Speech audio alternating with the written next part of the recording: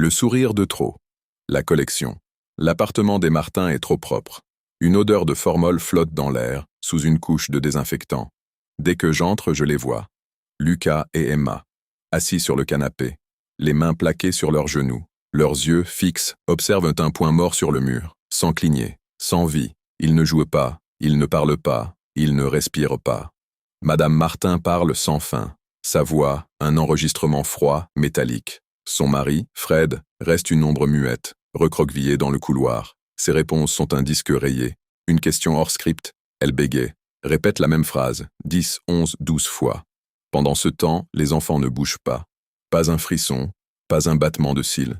Je suis revenu à l'improviste, en pleine nuit. Ils étaient là, exactement la même place.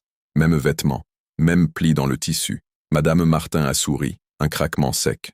Elle m'a dit, ils viennent de s'asseoir. Impossible. La poussière s'était accumulée autour de leurs pieds. J'ai zoomé sur les photos de famille. Sur chaque cliché, les enfants sont des sculptures de cire. Le pire, le dossier scolaire. Aucune absence. Mais aucun professeur ne se souvient d'avoir vu leur visage en classe. Jamais. Comme si leur corps n'avait jamais projeté d'ombre.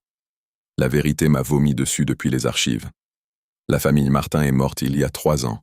Un accident horrible. Fred, Solange, Lucas, Emma, tous les 4. Cet appartement est un caveau scellé.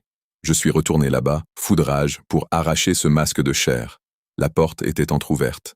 Ils m'attendaient, tous les 4. Leurs visages, des masques tendus. La mère a levé la main, sa peau craquelée comme de la porcelaine ancienne. Son sourire s'est étiré, déchirant la commissure de ses lèvres jusqu'aux oreilles. Elle a murmuré, une râpe dans la gorge.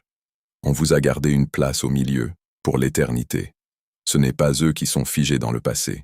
C'est la vie elle-même qui a été aspirée, séchée entre ces murs. Je suis assis sur le canapé, entre Lucas et Emma. Mes muscles se raidissent, ma peau devient froide. La poussière s'incruste dans mes pores, mais je souris. Je n'ai plus d'autre choix que de sourire.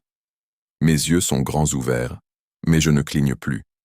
L'appartement a été retrouvé à l'abandon 1 semaine plus tard. Tout était recouvert d'une épaisse couche de toile d'araignée et de moisissures. Une seule photo traînait sur le sol du salon. On y voit les Martins, raides et froids, leurs yeux fixes. Et juste derrière eux, une silhouette supplémentaire, le visage tiré par un sourire grotesque. C'est moi. Et si vous regardez bien cette photo, là, juste maintenant, vous verrez que mes pupilles commencent à se fendre.